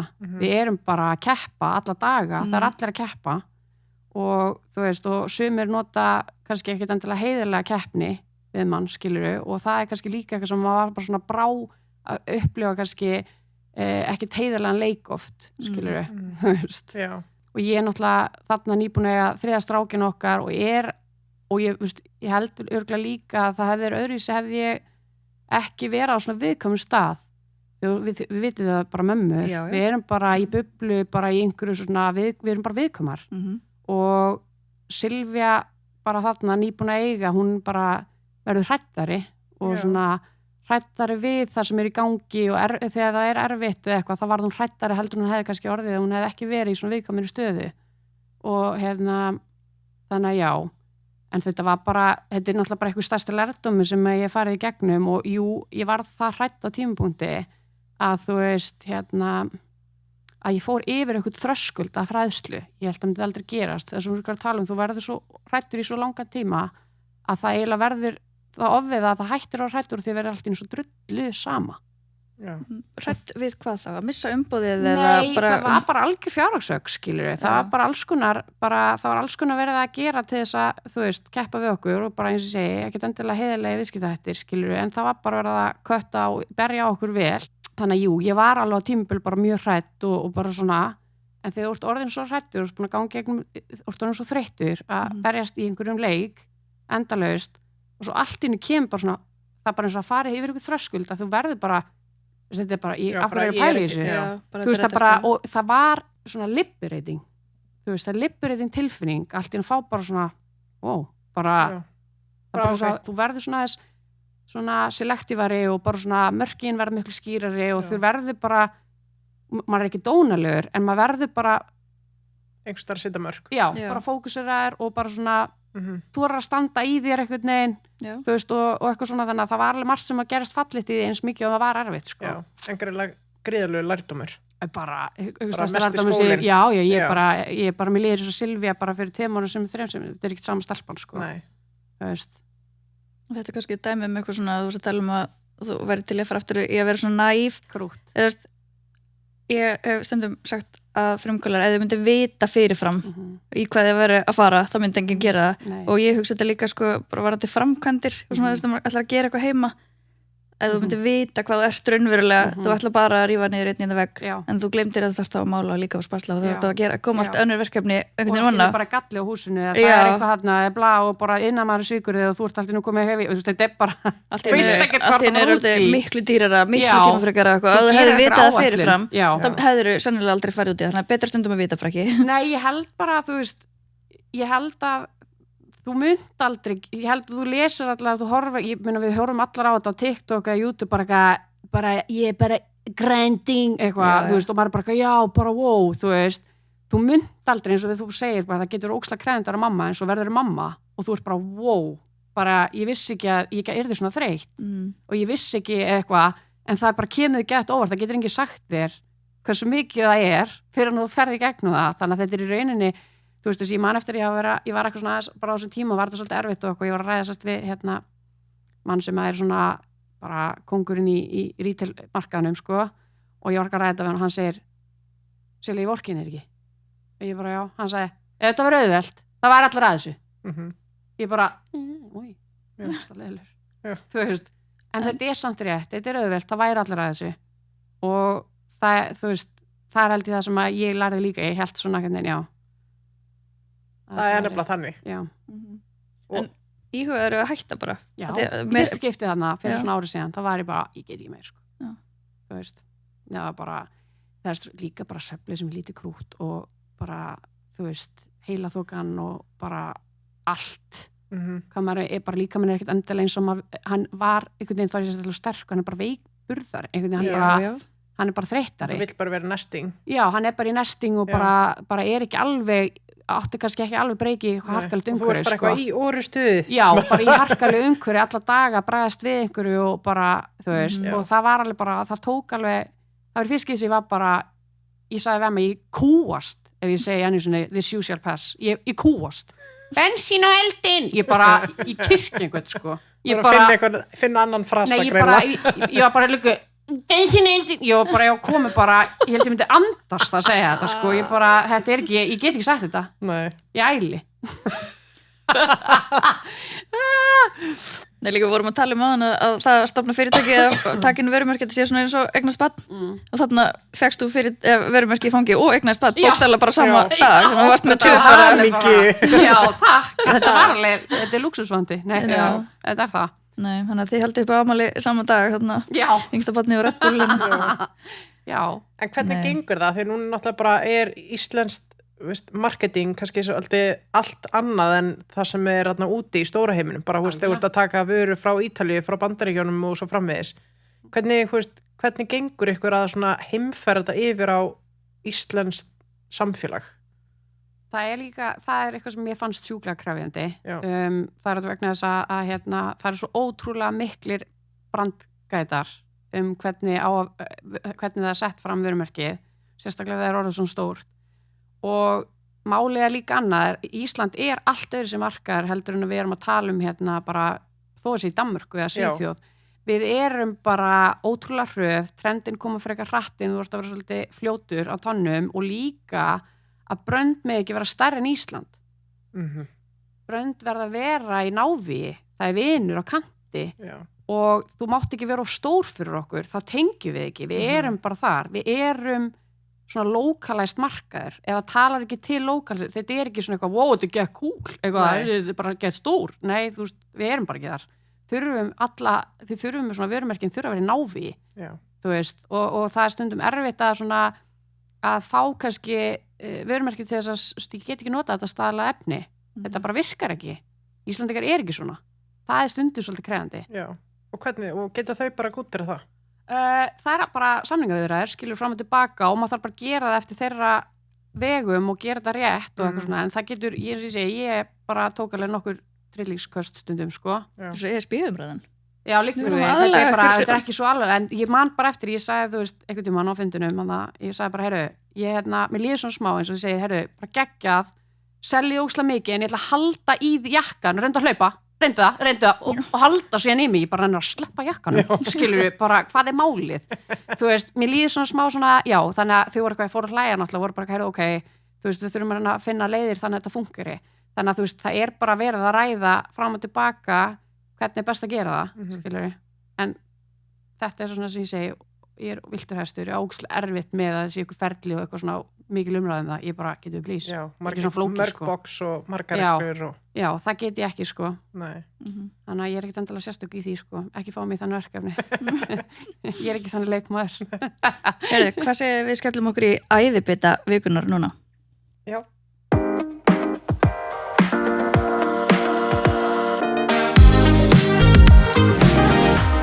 Ok, ég ætla að taka þá æðibita þáttarins í dag og sko, ég er búin að vera að fylgja einni á TikTok sko, já, hún er áhrifavaldur, hún er allan minn bara helsti áhrifavaldur bara síðustu vikur ef ekki mánuði og hún heitir Víana Salome ég dýrka þegar að fólk sem er með svona plattform notar áhrifin sín til eitthvað sem skiptir kannski meira máli, eitthvað sem að hafa áhrif til góðs. Ok, hvernig content hún með? Hún að tala innihaldsefni í mat og hún að fara bara í svona, það eru ótrúlega mörg vörumerki sem þólan ekki í dag. Af því hún bara að fara í hráan sannleikan. Mögulega kannski hún ekki alltaf að segja 100% rétt, ég veit það ekki, en hún allan bara með góðgerla, hvernig mat maður á að vera að borða til að vera gott friendly, allt þetta, ég búin að læra svo mikið af henni, ég fór að keypta með fetost í minimarket, af því að hún að tala hvað það gott, þannig allt í henni ég bara byrjaði að fara í minimarket út af henni, og ég ánaði Netto, líka pikkaði hann upp, þannig að hún komin líka í eitthvað samstarf með Netto sá ég, og að því ég bara, mér veist, Netto standa fyrir svo mörg góð gildi, þannig að þetta mattsar svo vel saman. Já, það svo gaman þegar fyrirtæki spotta eitthvað svona tækifæri til að vinna út frá einhverju kontenti, sko. Líka því hún ekkert að fara alveg kannski, mér veist margir, og mér veist leiðalt að segja, mér veist mjög margir áhrifaldir, vera bara búin að breytast í neysluvalda, ekkert endilega kannski með rosa mikil prinsip lengur. Nei. Og ég kannski að fara bara mjög hálan ís og einhverju muni, þú ert ekki að alhæfa yfir alla. Nei, þetta er bara mín persónulega skoðun og ég, hef náttúrulega fylgst með lengi, ég hef alveg hjálpað mörgum fyrirtækjum og vörumerkjum að spila í þessum áhrifaldaleik, þannig að ég hef alltaf haft mikinn áhuga á þessari tegunda markasetningu. Þannig að mér fannst hún koma sem ferskur andblær. Já, þetta hljómar svona eins og hún sé ekki að þessu til að endilega afla sér vinsaldi, hann bara ég held hún sé ekki að leita samstörum. Nei, ég að segja, það ekki markmið hennar, heldur langar hann að bara upplýsa og fræða greinilega. Akkurat. En hún ekki reyna að græða á þessu. Nei, hún ekki samstarfsdrifin. Nei, heyrðu, ég búin að sjá eitthvað eitt og eitt myndband frá henni, en ég ætla að kynna mér þetta betur núna að followa. Heldur betur. Þetta var geggjað æðibiti. Já, takk. Ok, þetta var æðibiti vikunar. Ert þú mikil nammikona? Já. Hvenær ætlið að koma með eitthvað nammi heilsöluna? Það kannski bíkjart. Ok, hversu getur sagt okkur af? Nei, ekki ennþá. En þið Við erum í samningu við þér, Þannig að þið eru alltaf með opin huga fyrir fleiri mörkjum. Ég er svo forvitin, hvernig farið þið bara erlendis bara og leitið að einhverjum vörum? Það er alltaf vörusýningar, já. Já, þetta og við hefum farið á það. Svo ég bara, ef ég í útlöndum, það ég mjög duglega að skoða bara hvað í vöruúrvali annar staðar og eitthvað svona, sko. Og eins og ég segi, það var einhvern veginn, við vorum búin að prófa alls konar, þú veist, þegar við vorum að byrja, núna er maður svona aðeins orðin svona ekki spenntur fyrir öllu, skilur, ég marka ég alltaf spenntur fyrir öllu. Já. Þú veist, ég alveg svona, við erum alveg mjög vel svona selektív núna, þannig að það þarf alveg að vera svona eitthvað sem við teljum alveg að verði hittir. Já, þetta er ekki svona áhættu mikið, eða þú veist, við erum ekki að taka eitthvað mega áhættur í eitthvað svona. Og þið orðin svona komið meira sjálfströst í að þið séu líklegri til að fá vörur heldur en að kannski áður fyrr, veist, það þurfa að vera bara með þennan, já, við erum með það pínulítið fyrirtæki á Íslandi. Eitthvað, já, veist það, ég veit ekki, kannski er það árangur, ástæðan fyrir við náum árangur, við höfum alltaf trúið að við verum geggjuð í, sko. Við löpum aldrei inn í einhverja samræðir eitthvað, vá, megum við vera til, við erum bara geggjuð. Það var svo handlarslegt, því ég pæli núna, við erum fullfærið með að gera þetta, bara, og eitthvað svona. Það er geggjað. Já, en ég var bara að hugsa, það er alveg svona, þegar maður pælir út, ég veit alveg, ég farið inn í verkefni þannig svona, hey, please veldum ég desperate, þú veist, skilur við. En það var einhvern veginn, já, ég er alveg bara massa vissa bara með allt sem við erum að gera og það er alltaf verið bara svona, já, bara við löpum frekar kókrust inn í alla samræðis, sko, sem er alveg fyndið, sko. Það er geðvikt. Með hvað við erum lítil og grútleg, sko. Já. En heldur að bakgrunninn þinn, til dæmis bara úr sálfræðinni og þú ert búin til Carnegie-þjálfari í mörg ár, þetta lítur að spila einhvern þátt í þessu? Algjörlega, ég meina bara algjörlega að vera að vinna með alls konar fólki, alls konar típum, þú veist, já, mikið, þú veist, þú nærð bara einhvern veginn betur að skilja náungan og aðstæður og þú lest vel í aðstæður, ég segi mér bara til að vera góður í viðskiptum þarf það að geta sett í spór annara, sko. Það er bara, þú verður að vera þar og ég bara tel mig alveg bara ágætlega góðið í því að skoða hlutina frá allt eru sjónararnir mínu, sko. Þú veist, þannig að Þú ert búin að gera svo margt. Ég bara var ekki búin að áttum á þessu, svo þegar maður fer að setja þetta einhvern veginn saman. það eru margir sem muni eftir þetta úr hlaðvarpinu sem varst með Evu, Norminu. Geggja hlaðvarp. Já. Akkur er það ekki lengur með það? Herðu, við vorum náttúrulega búin að vera með á Normið í 5 ár og tókum aldrei pásu. Á 5 ár? 5 ár, 220 þættir, 120 viðtöl. Þannig að við vorum alveg, ég var orðið sem sagt Óleta Henning, þriðastráknum mínum og Eva var að fara í endurhæfingu. Þannig að við sögum eitthvað svona, eigum við bara að taka bara smá pásu. Þetta var ógeðslega erfitt, ef við myndum hlusta á loka þáttinn þá erum við grenjandi. Það var sjúklega flókið. Já, það var sjúklega erfitt. Út af því líka, þú veist, það var einhvern veginn bara svona, við vorum líka búin að vera gert svo lengi, við vorum bara, það eru allir komið ógeð okkur. Það var ekki komið nóg, held ég. Og ég held líka bara við vorum komið ógeð af okkur sjálfum. Ég gæti ekki heyrt röddina, menn ég bara, please, þú veist. Og þannig að við ákveðum að setja stopp og það einhvern veginn, það var sjúklega erfitt, sko. Það var alveg bara, ég meina... End of an era.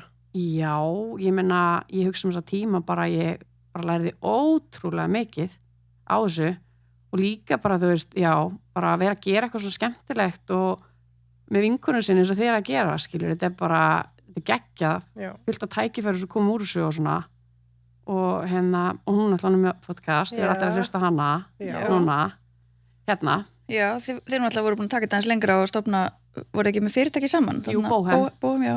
Já, við vorum sem sagt með Bóhemhúsi sem er geggjað líka. Við vorum með það í vefverslun, við vorum að hugsa oft bara, erum við að fara með þetta markað, þá er ég að tala um retailin. Við hefðum aldrei getað að fara með þetta í retail á þess að vera, þetta er svo mikið vinna. Þú ert ekki að fara í keðjur, eða verslunarkeðjur, það er bara ógeðslega stór bit að taka. Og þannig að við vorum ekkert ennþá dúllast í vefverslun, hún var komin í endurhæfingu, ég var í fæðingarólofi og það einhvern veginn bara svona dó, við kláruðum lagarinn og bara svona, ekki það ég elska þess að vörur og allt það sko, en þú veist, svo veit maður aldrei, kannski þegar meiri tími, svo vorum við bara að vaksa svo rætt annað líka, eins og ég segi, við vorum að taka Red Bull bara og maður fór bara inn í einhverja svona, þannig að það var í rauninni bara, þú veist svona, það er engin djúsi saga þarna bakvið. Nei, ég veit það er ekki djúsi saga þarna bakvið. Nei, að því að bara svo ég segi það, þá hefur maður alveg heyrt einhvern svona vangaveltur, bara það hefur eitthvað komið upp á milli þeirra, okkur Eva byrja ein með podcasti núna og svona, og ég man eftir einhverjum við vorum að ræða hann einhvern þráður og mæðratips og svona. Já. Ég held að fólk sé alveg forveit það, þannig að bara það sé þá bara komið á hreint. Mér finnst svo fyndið, því ég var alveg við Efum hlægjum alveg af þessu sko, því að það er svo margir búin að sáum þessu umræðarna mæðratips og ég svaraði því mitt, bara ég var bara, ég bara, guð, það er ekkert í gangi, sko, þú veist, bara, Við erum vinkonur og ég held líka, þú veist, að fólk veit ekkert endilega að eins og mig og Evu, við höfum aldrei verið góðir að taka myndir af okkur saman, skilur við erum bara saman og hittumst og það er aldrei neina myndir af því, skilur ég bara tala hana í gæri klukkutíma í síman og þú veist, það er engin, skilji, það er svona, það er eitthvað þannig með en út af því við vorum svo mikið í podcastinu saman skilur við, þá er það einhvern veginn og svo einhvern veginn höfum við bara alltaf verið lélegar í því einhvern veginn, við eigum ógeðslega fámyndir á okkur, eða erum eitthvað, þannig að það varði eitthvað svona umræð og ég skilði alveg sko, því það er oftast eitthvað skilur við, þú veist, en það er bara ekki neitt ég er reyndislegust og best og ég mæli með allir hlusta á hana Nei, hún er með bara svo frábært, ég fór að gráta í fyrsta þættinum sem var að tala, ég var bara ég líka tengdi svo margt og ég var líka við að tala við henni tilbaka það er æðislega þetta en ég veit líka alveg á einhverju tímapunkti þarf að stoppa sko, það hefur verið 5 ár þetta var kannski ekki verkefni sem ætluðu bara að vera með ævi langt sko, við vissum ekkert hvað við vorum að fara með en þú veist líka svo eins og segi, maður var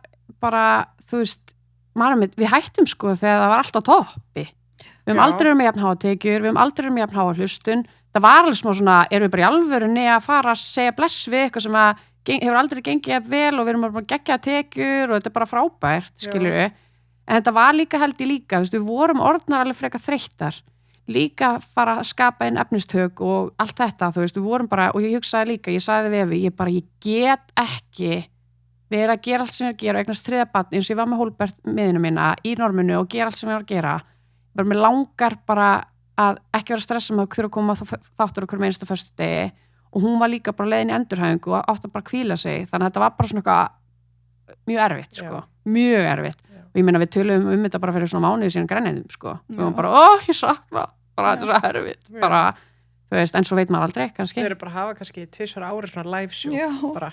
Já. Ég myndi mæta. Já, það var með þeirna eina nefnaði við mig að hún eitthvað, ég var að segja við Evi í gær, bara eitthvað, hún nefnaði við mig að koma með live show, Eva, hún eitthvað, ég veit að fara að gera það. Það kemur dagur þegar við förum, ég bara, já, það verður skemmtilegt. Það verður geggjað. Mér finnst þetta samt svona einhvern veginn fallegri tilhugsun að hætta á toppnum í staðinn fyrir að þið hefðu mynd bara keyrt ykkur út og að því maður finnur það alveg þegar fólk er í þessu af ástríði eða ekki.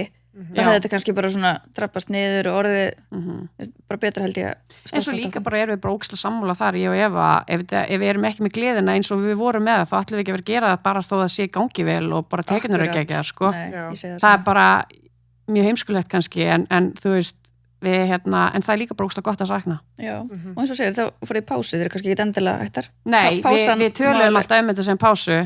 Já, ég fór í jólafrí í 7 mánuði. Já, einmitt, ég segi bara maður segir aldrei, skilur, við veitum ekkert. Nei, nákvæmlega. Þannig að það er greinilega ekkert að plana eitthvað mjög mikið fram í tíman hjá þér, af því að þú hefur örugglega ekki fyrir 2-3 árum búist að vera á staðnum sem þú ert í dag.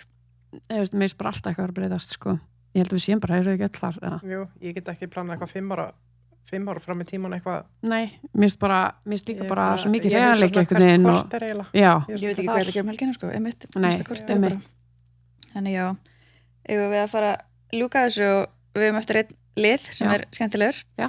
Það eru hraðaspurningar í boði Kristall Plus. Þú fékkst ekki undirbúa þig neitt undir þetta. Nei, ekki neitt. En þetta á að vera bara svona það sem er top of mind og ég ætla bara að dýfa mér í þetta. Hver er varan sem þú kaupir alltaf aftur og aftur? Red Bull. Okay. Hvað er vara sem þú vildir að þú hefðir fengið umboðið fyrir? Oh my god. Það er svo mikið. Akkur datt heilsum minn út. Hvað er sem er sexy? Það er svo mörg sexy vörumerki sem langar í. Guð mig góður. Akkur heilum minn bara blanko. Ok, takk að næstu. Þú hugsaður þetta og þú kemur með það poppar upp. Lýstu besta fundi sem þú farið á? Það var með eldtakotrök þegar við vorum að hitta forstjóran þar. Þá var hann við vorum að fara og það stóð bara leiði kom inn, þá stóð bara það er ekki verið að ræða eitthvað sem skiptir ekki máli, fundur má maður max hálftíma erum við á eitthvað svona umræðupunktar og svo erum við að ræða og það er mjög hnitmiðað fundur, mjög skemmtilegur en bara svona hnitmiðaður og svo segir gæinn heyrðu, já, nú eru 30 mínútur og ég þarf að fara að sækja börnin mín og hann bara, hann sagði, já, það er í forgangi við hugsum börnin okkar og við vinnum ekki yfir okkur og ég var bara oh my god, preach it okay. Þannig að ég hugsaði það er hægt að eiga geggja innihaldsríka fundi sem eru skemmtilegir, hnitmiðaðir og hafa fjölskylduna og annað í forgangi, þú veist. Ok, þetta var besti fundur sem þú lýst, en versti, er það þeirra ælubestin heldist yfir eða var eitthvað annar? Áttu verri fund en það? Já, ég var átt erfiðar fundið það. Það er oft bara í samningaviðræðum og svona þegar það eru erfiðar sko, harkalegar og það er kannski komin hiti og svona þú finnur að andrúmsloftið fer að stífna upp og svona það er svona, já, mér finnst það erfiðar heldur en að guppa sko. Ég skal bara ekki guppa, tjók. Hvað hefur komið mest á óvart eftir að þú stofnaðir í fyrirtæki?